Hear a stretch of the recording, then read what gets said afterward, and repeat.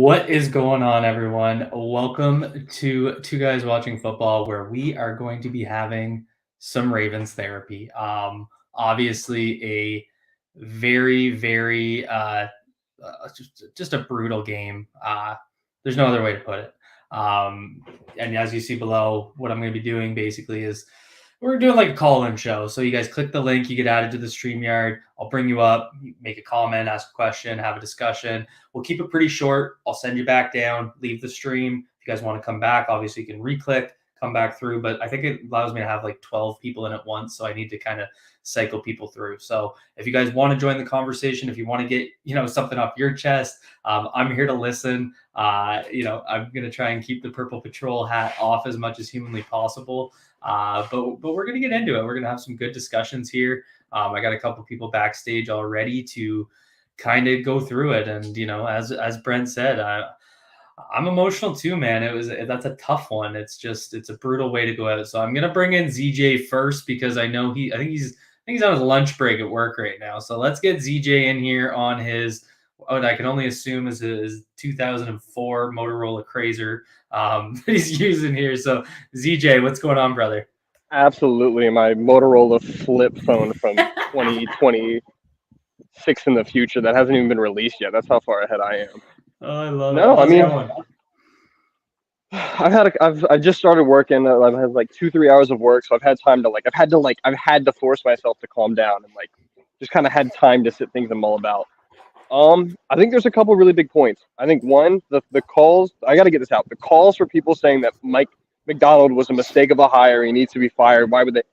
No, we absolutely praise this guy for a wonderful performance against the Jets, and then for 3 quarters they did what they needed to against Miami. This is Tyreek Hill and Jalen Waddle we're talking about. They were going to get theirs. We knew there. The whole point was to keep them in front and let them use the clock like a run game. There was a 3-touchdown lead. All the little short stuff that Jalen Waddle did all game, that would have been fine. It's the getting behind part, and that's not on Mike McDonald. That's on Kyle Hamilton blowing coverages, which, again, he's a rookie. It's going to happen at some point. It's on Marlon and Marcus Peters on the sideline near the end of the game, which, again, they're injured. It sucks, but what are you going to do? Force them to go out there and hurt themselves even more when you need them the rest of the season? Brandon Stevens wasn't out there. Look, the defense was rough today. The pass rush completely disappeared, and that's what I was banking on. I thought the secondary was going to struggle. I was banking on Matabike, Campbell, Pierce. I was hoping Travis Jones would play today after practicing full 2 days in a row. I was hoping Oweh would have his go-out game. I think my biggest disappointment in this game is probably Oweh. Where has he been these last 2 games? 2 tackles across 2 games. Something needs to be said about there. He needs to come out. He needs to start making the plays. But the defense, I think, can be fixed. Marlon will come back, Marcus will come back, Brandon Stevens will come back and play well, Travis Jones will be inserted. It's going to suck, and I'm going to sound like a dick. When do we start worrying about this run game? Look, Greg Roman doesn't deserve really any blame for this loss. Let's be honest. They put up 38 points. In any other game, it's fine to put up 38 points, and you're going to win with a competent defense.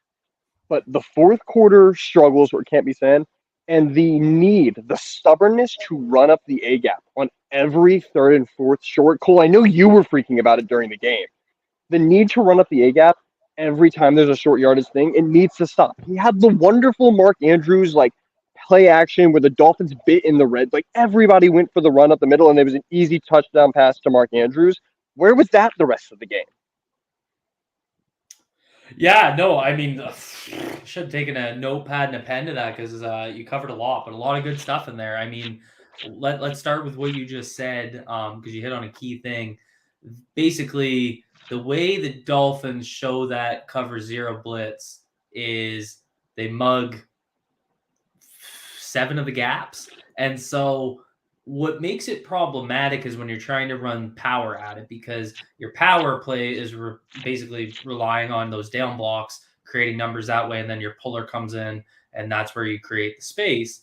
But when they're mugging every single gap on the play side, the purpose of the play isn't going to work. And what zone running does in that specific situation is it cuts the defensive line in half. And that's where I think they had a huge missed opportunity because essentially you leave the backside not unblocked, like you're going to leave the backside edge unblocked, but then your backside B gap defender is a lot less relevant to the play, and you're comboing on the play side. And so that's where I thought they left some, I guess, that's where I thought Greg Roman Some had stuff a on the struggle. field. Yeah, that's where he could have been better. But I mean, it's still like Look, 28 points in the fourth quarter. Like, it's just that's on the defense though. Like the 3 points they scored in the fourth quarter, that's on Greg Roman. They probably should have put up more. What you're saying is like and this happens every time you lose a game. It's like you want to blame everyone because people, every group, every position group kind of contribute. Well, except Lamar. Anybody can do better. Can do more. Lamar could have done more. Like the most at fault was by far the defense. Could have done. Lamar, like Lamar wasn't perfect. Lamar had some fourth down struggles. Lamar fumbled that football on the on fourth and whatever. I don't know if that was the center's fault. Did you see the snap perfectly?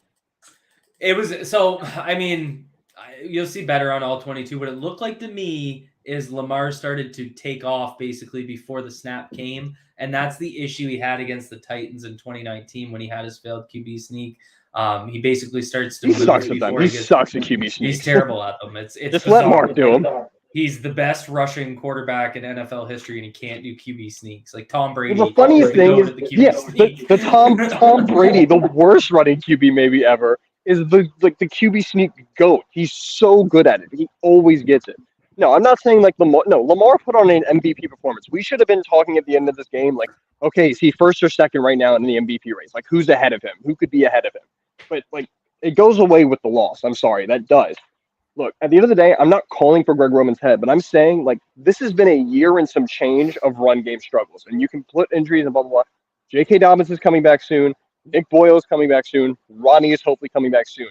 If the run game isn't fixed after those 3 additions, there needs to be talk about what's the deal with Greg Roman. Because if you aren't going to run the ball with Greg Roman, what's the point of having Greg Roman? If you're going to need to be a passing team for the rest of the year to have success, why not get an offensive coordinator who's a pass game specialist who can help ramp it up a little bit? For sure. And I think that's this is where I think we're going to have to figure out essentially is Greg Roman just a run game coordinator for the option? So is he an option run game coordinator? Because you take away, like look at last week, you take away the threat of Lamar keeping the ball on veer options and they can't run the ball. And then this week they start switching it up and they're using, inverted veer. I think they used one counter bash and Lamar's running the ball effectively. Again, he goes for 119 yards. And they still can't run it. And they still can't run it. Justice Hill had a 13-yard run, and outside of that, he had 2 other carries for 3 yards. Drake had 6 carries for 8. Mike Davis had 5 carries for 4. And, these aren't the most talented backs. I get that. Your line is missing blocks. I did a whole film room on it. But it's on your offensive coordinator to work that out, right, and to get the best out of his guys. So, I definitely see some areas where you got to look at, and my thing and I tweeted this earlier, the thing I look at with Greg Roman is I would rather make an offensive coordinator change in September and work through the kinks rather than make an offensive coordinator change in November and have to do the in November when you're really pushing the playoffs. But let's make it very clear because I don't want everyone to kind of jump on this and be like, the defense was the primary factor for losing this game. Defense is the reason they lost. It's no problem. Yes. The thing is, the defense can get fixed. We've seen what the pass rush can do. The secondary looked good all game when Marcus Peters and Marlon Humphrey were on the field. They've got more guys. They've got Brandon Stevens that's going to come back. Travis Jones is going to come back. Everybody forgets Tyus Bowser is going to come back and probably, hopefully, be pass rushing like crazy. There's juice on the way for the defense. Right. I can see the defense being fixed easily.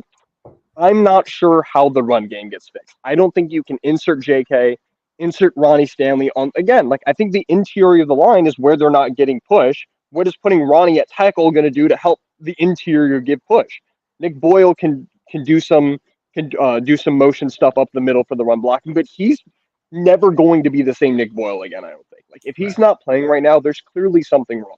Yeah, there's something more going on there. So let's. So ZJ, I'm giving you the boot here. I'm going to bring up. Yeah, I gotta get out. I was just getting ready to say I gotta get out of here. I gotta go back to work. Awesome. The rest of your night. Popping in. I appreciate it.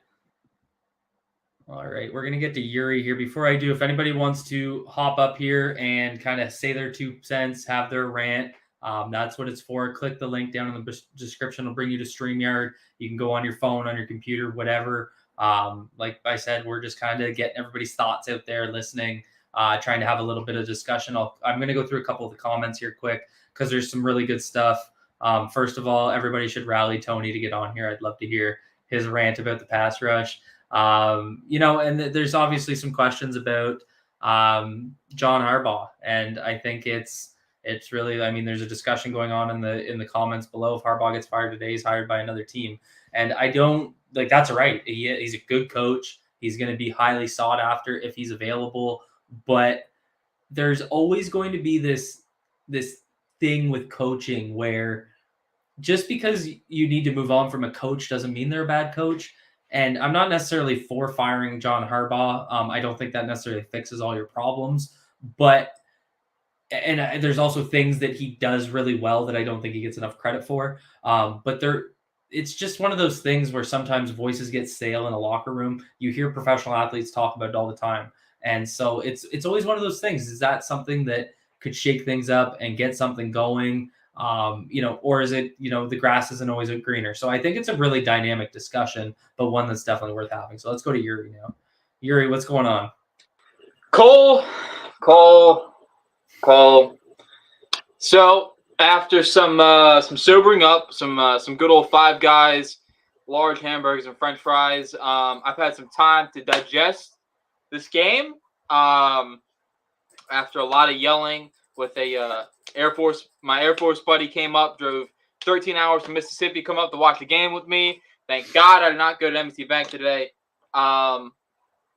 Yeah, man, it's time to get this rant off. I know this is questions of rants. I got a rant for you, Cole. And here's my thing.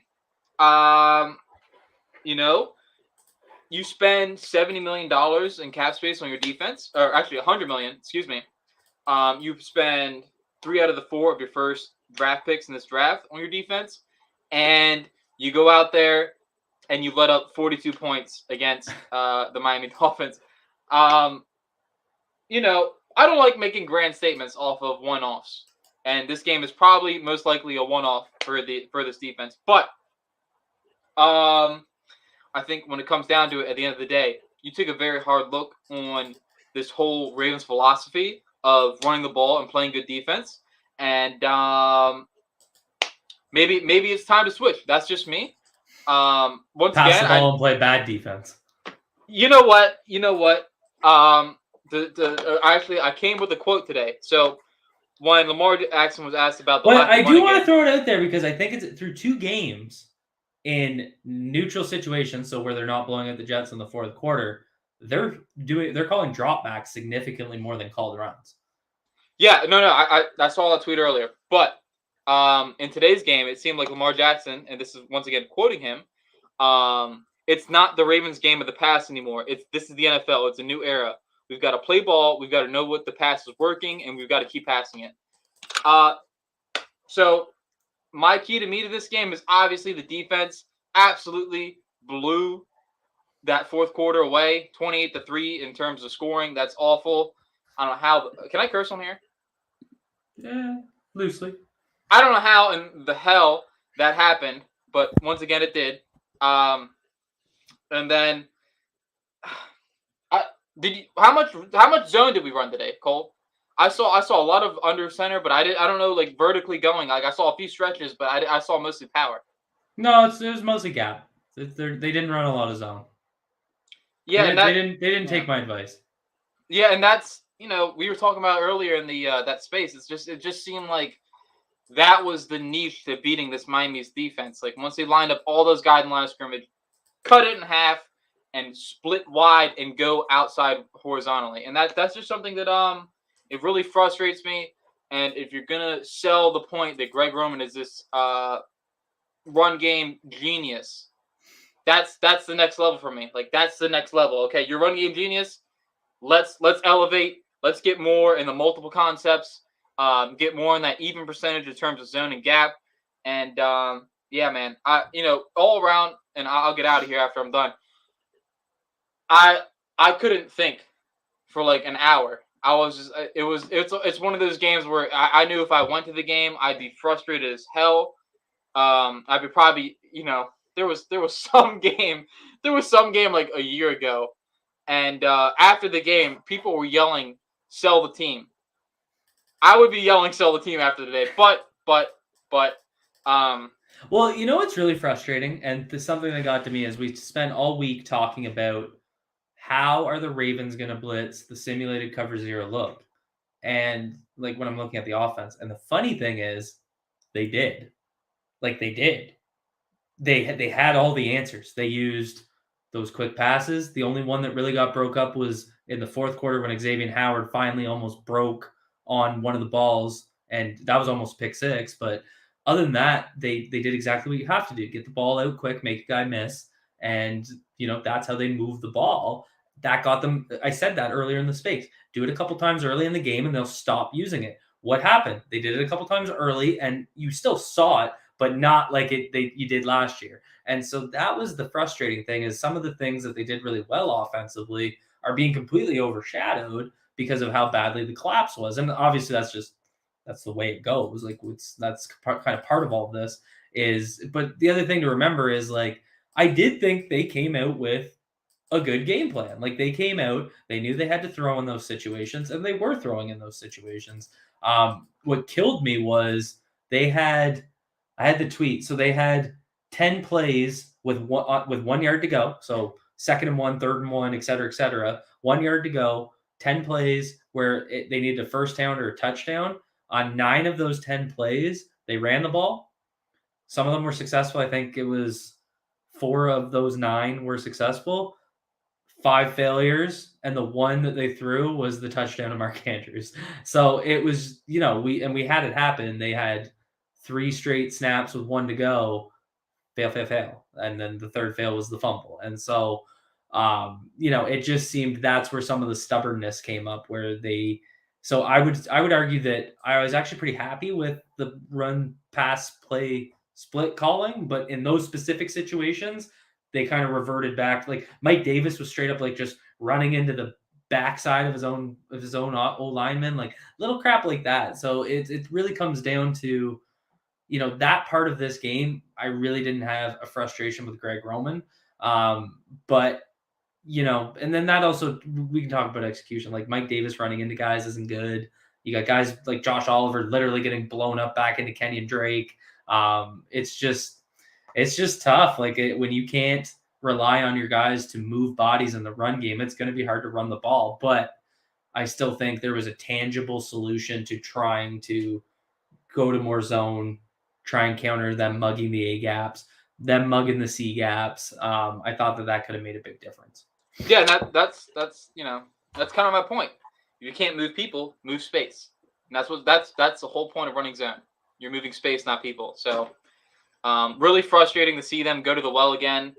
And they got a tough matchup this next week against New England. They got a decent defense. Their secondary isn't the greatest, but yeah, man. It's one of those New games. England plays them well. I find New England usually plays us well. Yeah, they do. They do. So it's we'll see what happens, man. But it's just one of those games where you feel like everything's going great, and then good old football says, "Hey, not so quick. Let's ruin your Sunday." So yeah, and then that's the other thing. You kind of get a little perspective. You look around the league. You see some other teams struggling. You see the Bengals at 0-2. They just lost to Cooper Rush. So, I mean, it's not that makes everything okay, but if we're looking at Ravens therapy, like true therapy, I think sometimes we do get stuck in our own Ravens bubble where it's like everything is doom and gloom, and then you look around the league and you're like, there's some other talented teams that are also struggling. And that doesn't mean that it's okay, but it does make you feel a little bit better, right? Like makes it feel less kind of hopeless. So. Right. And another thing is, I see the idea with the defense. Bend don't break. They've allowed like 900 yards in 2 games, but Marcus Williams has 3 interceptions. They got a forced fumble. So I see the idea of what we're doing with the defense. I'm cool with it. I felt like through 3 quarters, it was, just like we said earlier, keep everything in front of you. Don't let anyone beat you deep. But I don't know why on God's green earth, why Tyreek Hill is running down the sideline on 2 rookies wide that's open. the thing is that was like if they had given up a couple of touchdown drives with like kind of slow burns, they get into the red zone, they're pushing the ball into the whatever, I would have felt a little bit better. But the fact that they seem to have this approach of we're gonna play cover 2, cover 3, cover 4, look like a lot of cover 2, but cover 3 late. And we'll just keep the ball in front of us. And like, even if they're getting chunk yards, like, a 40-yard, like the Jalen Waddle 40-yard gain early in the game, like, even that didn't feel as shitty because it's like, okay, they're just keeping the ball in front of them. They'll kind of get into the end zone and then collapse. We'll go from there. But then I just like guys running wide open. How? Like that completely defeats what you were going for. Like I just didn't get it. So that was kind of the hard part. And here we got Dan checking in now. Yuri, I'm going to kick you out for a second. Stay down in the queue. All right, Dan, welcome to therapy. I will now be charging you $130 an hour. So what's going on? What's your reaction? How are you feeling? Oh man, it was a tough one. I've Was it settled worse down. than last Thursday? I think that's a good question. Or last year's Thursday night game against Miami. Was it worse? Oh, I think so because I was so high at the beginning of the game. It was just like, oh man, we were crushing them. We were looking Man, so someone in his good. faces summed it up perfectly. It was like, I think it was 28-7, and he's like, I decided to be such a good husband. I ran out and did the groceries. I came back, and it was right when Lamar scored. So I think it was Yeah. 35-14 at that point. And he's like, so then I started like playing with the kids to give my wife a break. And then he's like, and then it all just went to hell. And that's how it felt, right? Yep. I don't want to say I didn't pay attention during the game, but I did kind of zone out a little bit. I started looking at my fantasy team and kind of scrolling around the other games. And then it was like, holy shit, they're back in this. And then I remember when they scored the second touchdown to make it, that would have got them to 28, so 35-28. I was like, oh my God, like we really have a game on our hands here. So yeah, I think it was worse than last year. Like I really did. Yeah, it was rough. And I think right after that, when it was 35-28, I was watching it at the bar, and I could see the Browns lost and the Steelers lost, and I was like, oh, come on, let's pull this out. Let's pull this out. We'll get a game up on these guys, and just couldn't pull it out. It was extremely frustrating. Understatement, I think. But I think the D line really didn't get any pressure. I think that's really something we need to look at. And then losing Steven Means, I think that probably didn't help. Got him real tired, playing a ton of downs. Again, the offense wasn't on the field much at all, so the defense was on a ton. So I think that doesn't help the D line getting pressure. They just are just there getting tired. So I think that was really something to look at. I think the DBs is definitely something we need to figure that out. But I think health will help a ton in that area, and just kind of all practicing and getting in the groove together. So I'm not as concerned with the DBs, but the pressure's they gotta figure out the pressure. And then on the offensive side, I agree with what you said. I thought they did a decent job on the split between pass and run. I got frustrated when they ran, but they can't run nothing. Like they can't get rid of the run completely, but certainly seemed like they could at some points. But yeah, on the short yardage plays, they just need to figure something out. Short yardage passes, just a quick hitter. Need to get creative. They were just banging their heads against the wall in short yardage plays, and it was so weird. Like it's unfortunate because it's not that weird, right? It's weird that it keeps happening and they just don't change it and don't get creative. So Yuri wants to know what you had at brunch today. I had a breakfast sandwich. It was delicious. There you go. Thanks. So just for everyone that knows, so Dan lives on the West Coast, so he's watching the 1 p.m. games at 10 a.m. and we're jealous that he gets football and brunch. But the one thing before we get into the offense a little more that I think stood out to me was, I'm looking at it right now, so that they had two plays. One made it 28, got Miami to 28, and the other one got Miami to 35. So 3rd and 10 at Baltimore 48. To a pass deep middle, Tyreek Hill 48 yards, touchdown. Then 3rd and 6 at the Miami 40. So they're 3rd and 6. Tyreek Hill pass from Tua for 60 yards. So 3 of their 4 touchdowns in the fourth quarter were on third down, but like one went for 60 and the other one went for 48. Like I just like am absolutely baffled by the way they kind of fell apart. It's just it's almost shocking to see. And then the third one was it was third and goal at the Baltimore 2, and they had that little. But they all. I mean, that's where I'm going to be obviously focusing the first film room that I put out tomorrow on. But there's just no pressure, so 2 is just kind of chilling. 2 is not very good, but if you give Hill and Waddle time, they're going to get open. They're going to find open space, and it's just like I don't know. Like it's this interesting conversation that we had it around the draft season, and it's like, do you build up the secondary or do you build up the pass rush, and which ones need which ones more?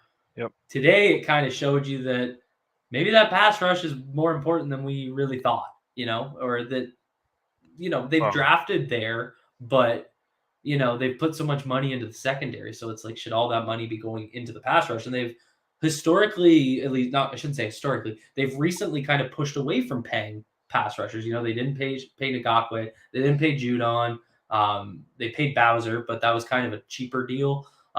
So they've kind of gone the draft route, and they've added quite a bit of capital there, so credit there. But it's almost like they did a wide receiver, right? They went the draft route rather than paying their guys. But it's kind of come back and bit them because they aren't able to generate a consistent pass rush.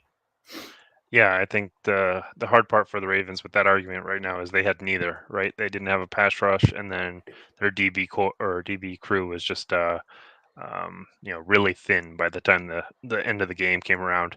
One interesting stat I saw was that Waddle and Hill combined for 181 yards on go routes, and all of last year they combined for 190. So they almost matched their entire yardage on go routes. So it's not like they were, scheming up all these great routes or anything.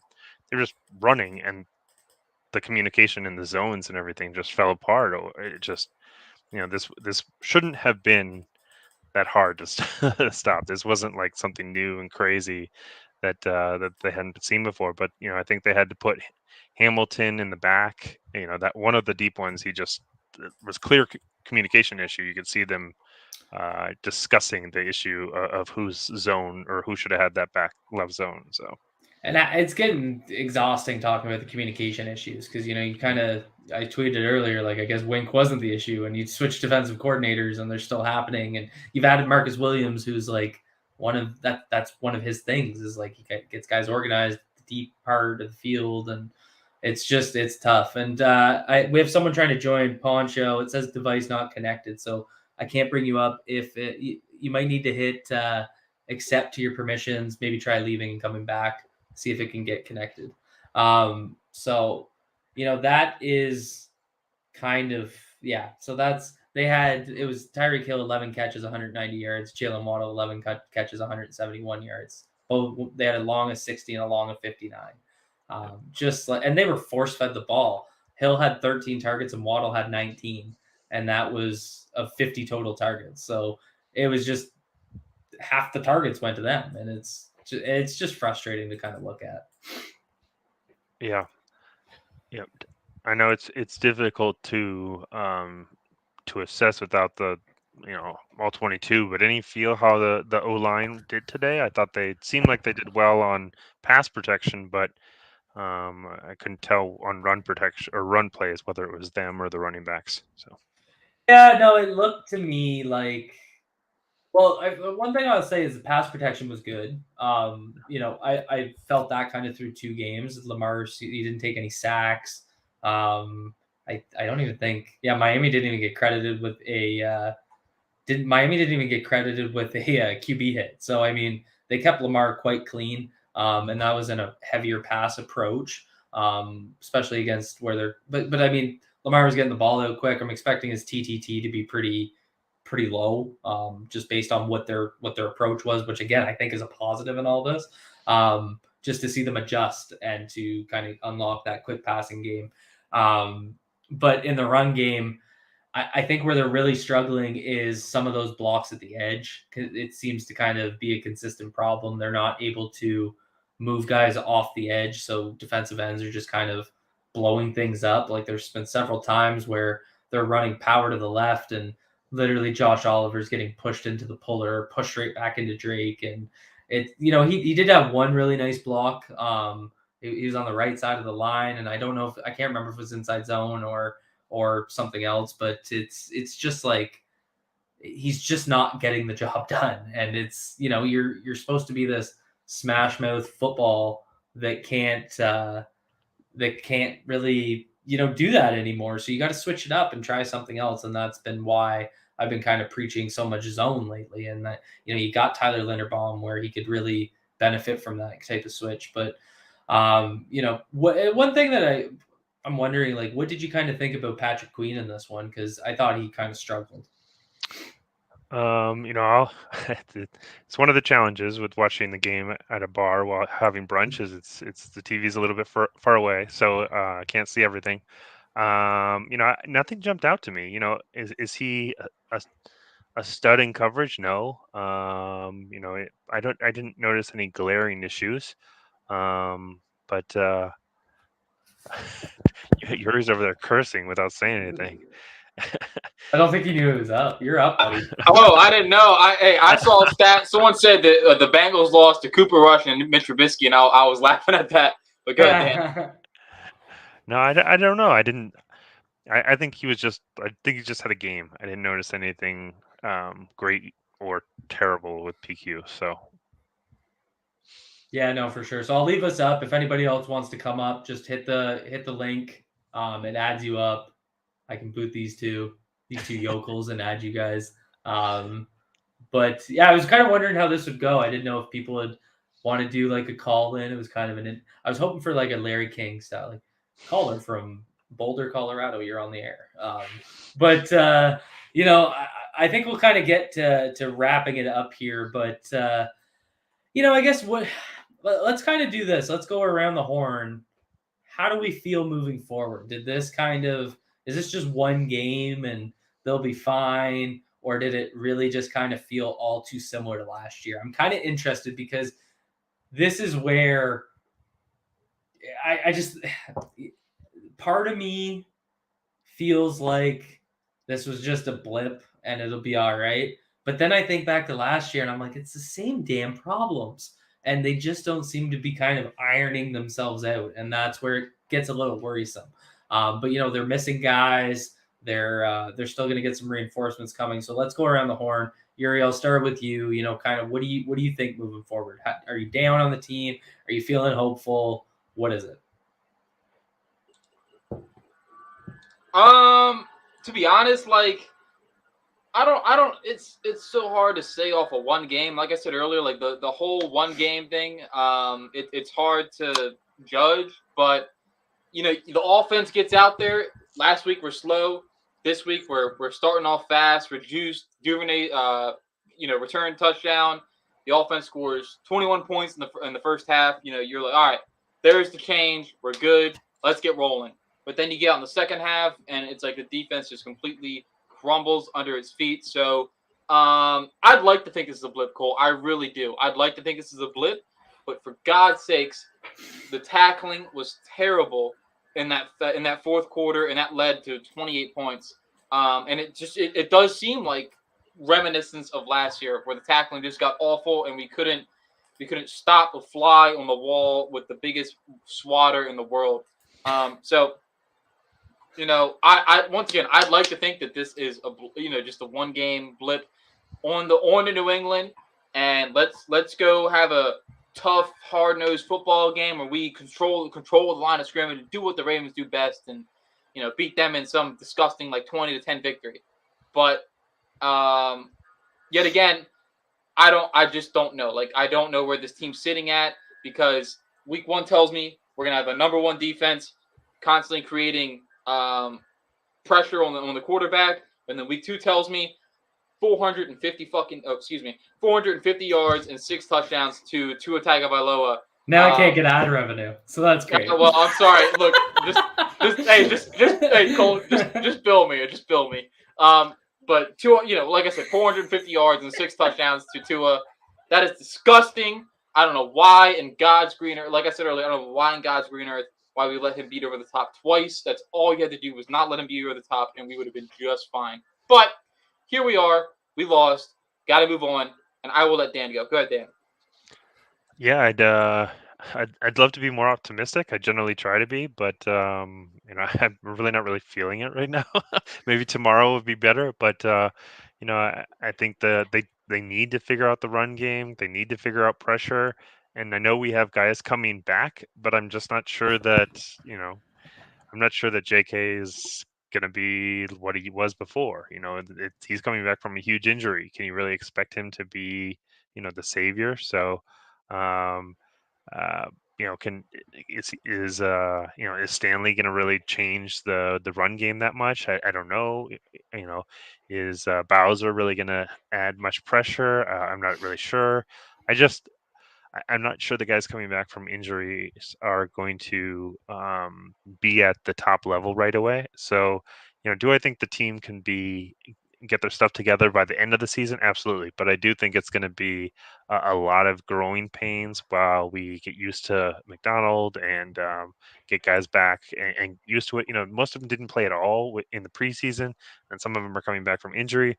So I really think it's going to be quite a bit of growing pains. I think it's going to be some more ugly ugly games before we hit our stride, hopefully by the end of the season. So Yeah, I think what really kills me is I was really banking on being kind of 3-0 going into the Bills and Bengals back to back at home and really, pulling out one of those. And I think you're, 4-1, sitting pretty good. You got the Giants, the Browns. I think you'd be in really good shape. And now it's just like, we even going to beat the Patriots next week? Like and I know that's just the NFL. It's an any week kind of, there's no guarantees in this league, but I think that's what really killed me. This felt super winnable to the point where I kind of put myself in neutral around 3:00, thinking that this game was kind of wrapped up in the bag, and it just didn't obviously end that way. So obviously a huge thank you to the guys that popped in. We'll kind of wrap up here. So hopefully that kind of helped everyone in the comments, helped everyone who hopped in, just kind of get some stuff off their chest. The best thing we can do is kind of work together. So if you guys enjoyed this stream, if you want to see this more often, hit the like button, subscribe if you guys are new here. And as always, be good to yourselves, be good to each other. Peace out, everyone.